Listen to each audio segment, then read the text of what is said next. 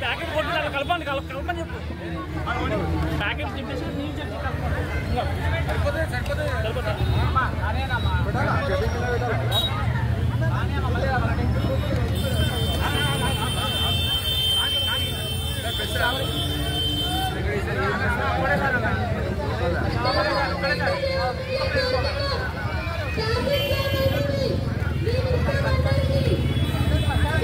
First మేము start చేసింది 250 మంది నుంచి హనుమాన్ జయంతికి పెడతాము, వినాయక చవితికి పెడుతున్నాము. సుమారు మేము 500 మందికి నుంచి 800 మంది వరకు మేము చేస్తున్నాం. అన్ని కార్యక్రమాలు చేస్తున్నాం.